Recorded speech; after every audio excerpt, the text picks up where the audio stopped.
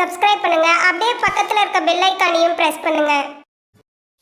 இந்த பதிவில் கடக ராசி என்பதற்கு புதன் பெயர்ச்சி பலன்கள் காணலாம்.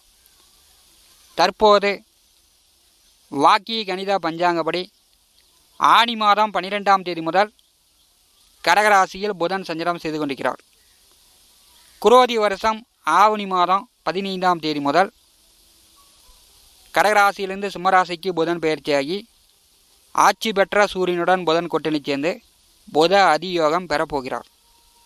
சனி பகவான் பார்வையில் புதன் சூரியன் கூட்டணி சேர்ந்து கடகராசி என்பதற்கு புதன் பெயர்ச்சியின் மூலம் எந்த மாதிரியான பலாபலன்கள் நடக்கும் என்பதை இந்த பதிவில் காணலாம். கடகராசி என்பதற்கு புதன் யார் என்றால் 12ஆம் இடமான விரயத்திற்கும் 3ஆம் இடமான முயற்சி ஸ்தானத்திற்கும் அதிபதியானவர். சுய புத்திக்காரகன். கடந்த 66 நாட்களாக ஜென்ம ராசியிலே புதன் சஞ்சாரம் செய்தார். புதன் ஒரு சமாதான கிரகம். காலபுருஷனுக்கு 6ஆம் வீட்டின் அதிபதி. இவர் ஜென்ம ராசியில் அமர்ந்திருக்கும் போது மன எண்ணங்கள் 1000 விஷயங்கள், உங்களுக்கு தெரியாத அறியாத புரியாத விஷயங்கள்லாம் நீங்கள் தெரிந்து கொண்டிருக்கலாம். ஏன்னா புதன் புத்தி வழியில் எண்ணங்கள் வழியில் எவ்வளோ விஷயங்களை கொடுப்பார். எவ்வளோ சண்டை சச்சரவு வந்திருந்தாலும் அதான் நீங்கள் சமாதானப்படுத்தியிருப்பீங்க. புதனுக்கு மட்டும்தான் மற்ற கிரகங்களுக்கு இல்லாத ஒரு தனிச்சிறப்பு இருக்கிறது. தன்னுடைய ஆட்சி வீட்டிலேயே உச்சம் பெறக்கூடியவர் புதன் மட்டும்தான். கடகராசிக்கு தைரிய வீரிய சகோதர சகாயஸ்தானாதிபதி. தனம் வாக்கு குடும்பஸ்தானமான 2வது வீட்டிலே குடும்பஸ்தானாதிபதியுடன் கூட்டணி சேரும்போது கடகராசி என்பதற்கு சுப செலவுகள் ஏற்படும். படிப்பில் தடை இருப்பவர்கள் இப்போ மீண்டும் தொடரலாம். அரசு வேலைக்கு முயற்சி செய்யக்கூடியவர்கள், அரசு தேர்வு எழுதக்கூடியவர்கள் தேர்வு எழுதலாம். அரசு தேர்வில் வெற்றி பெறுவீங்க. 2வது வீட்டிலே புதன் வரும்போது பணம் தாராளமாக வரும். உங்கள் சொல் வார்த்தை மற்றவர்களுக்கு பயனுள்ளதாக இருக்கும். 2ஆம் வீட்டிலே புதன் சூரியனுடன் கூட்டணி சேர்ந்து சஞ்சாரம் செய்யும்போது அரசு வேலையில் இருக்கக்கூடியவர்களுக்கு, அரசியல்வாதிகளுக்கு மிகப்பெரிய பிரம்மாண்டமான நல்ல வாய்ப்பெல்லாம் தேடி வரப்போகிறது. ஒரு கிரகம் ஒரு ராசியிலிருந்து மற்றொரு ராசிக்கு பயிற்சி ஆகும்போது நன்மை தீமை இரண்டும் எதிர்பாராமல் நடக்கும். சூரியன், சுக்கிரன், புதன் இந்த 3 கிரகங்களும் முக்கூட்டு கிரகங்கள். சூரியன் அருகிலேயே சஞ்சாரம் செய்யக்கூடிய கிரகங்கள். மாத கிரகங்கள். மாதம் ஒவ்வொரு வீடுகளுக்கு பயிற்சி ஆவார்கள். கடகராசி என்பதற்கு 2வது வீட்டிலே விரையாதிபதி அமரும்போது பணங்காசு தொந்தரவு இல்லை. குடும்ப தேவைகளை பூர்த்தி செய்வீங்க. குடும்பத்தில் நல்ல மகிழ்ச்சி சந்தோஷம் நிலைத்திருக்கும். 8ஆம் வீட்டிலே சனி பகவான் அமர்ந்து சூரியன் புதனை பாரு செய்கிறார். பெரும்பாலும் நோய் நொடி தொந்தரவு கடகராசி என்பதற்கு நீங்கும்.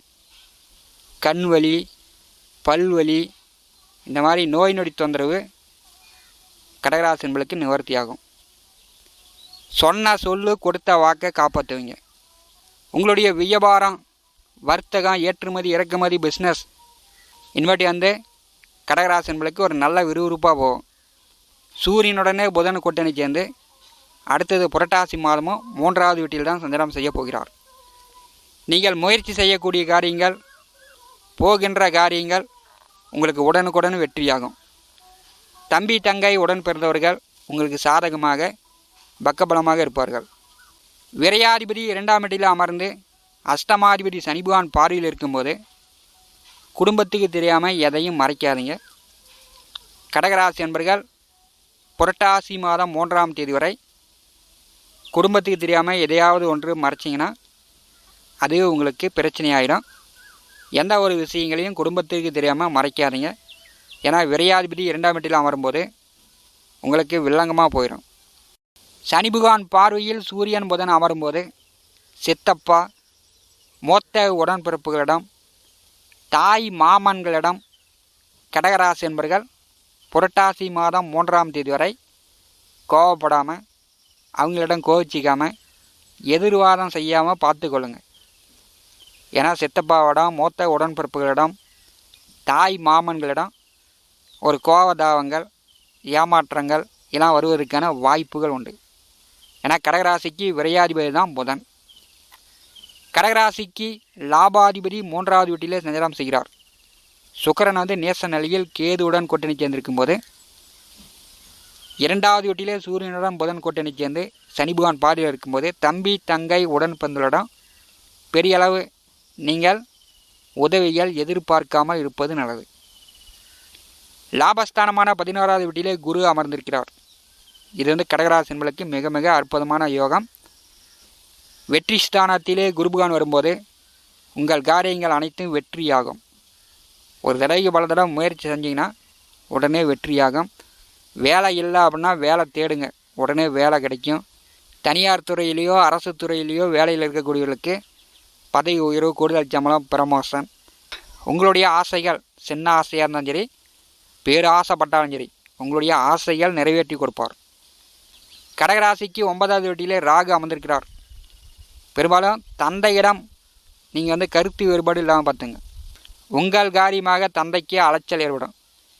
உங்கள் காரியமாகவே தந்தைக்கு வந்து உடல் ஆரோக்கிய தொந்தரவுகளும் ஏற்படும். கடகராசி என்பர்கள் 9வது வீட்டிலே ராகு சஞ்சாரம் செய்யும்போது தந்தையை விட்டு பிரிந்து வெளியூர், வெளியிடம், வெளிநாடு சென்று வேலை விஷயமா, தொழில் விஷயமா உங்கள் சுய முயற்சியால், சுய உழைப்பால் சம்பாதிக்கக்கூடிய வாய்ப்பு கடகராசி என்பளுக்கு உண்டு. பாக்கியத்திலே ராகு வரும்போது சுய சம்பாத்தியத்தை ஏற்படுத்தி தருவார். கடகராசிக்கு 12வது வீட்டிலே செவ்வாய் சஞ்சாரம் செய்கிறார். பூர்வ புண்ணிய தொழில் ஜீவனாதிபதி 12வது வீட்டில் அமர்ந்திருக்கும் போது வேலை விஷயமா, தொழில் விஷயமா சில மாற்றங்கள் எதிர்பாராமல் நடக்கக்கூடிய வாய்ப்பு உண்டு. வேலையில் இருக்கக்கூடியவர்களுக்கு இடம் மாற்றம் இதெல்லாம் வரலாம், ப்ரமோஷன் ஆகலாம், அதற்குண்டான வாய்ப்புலாம் உண்டு. 12வது வீட்டிலே செவ்வாய் அமர்ந்திருக்கும் போது இது வந்து செவ்வாய் தோஷம். வண்டி வாகன போக்குவரத்தில் பொறுமையாக போயிட்டு பொறுமையாக வாங்க. கடகராசி என்பளுக்கு விரையாதிபதி 2ஆம் வீட்டிலே சனி பகவான் பார்வையில் அமர்ந்திருக்கும் போது குடும்ப உறவுகள் ஒற்றுமை மேலோங்கும். குடும்ப தேவைகளை பூர்த்தி செய்வீங்க. பண வரத்து உண்டு. 12ஆம் வீட்டிலே செவ்வாய் அமர்ந்திருக்கும் போது வண்டி வாகனங்களில் பொறுமையாக போய்ட்டு பொறுமையாங்க. கீழே விழுந்து கை காலில் காயங்கள் ஏற்படுத்தி கொள்ளாதீங்க. இந்த புதன் பெயர்ச்சி வந்து உங்களுக்கு நல்ல மாற்றங்களையே கொடுக்கும். தைரியமாக நீங்கள் முயற்சி செய்யலாம். மேலும் தகவலுக்கு எங்கள் சேனலை மறக்காமல் சப்ஸ்கிரைப் பண்ணுங்கள். நன்றி.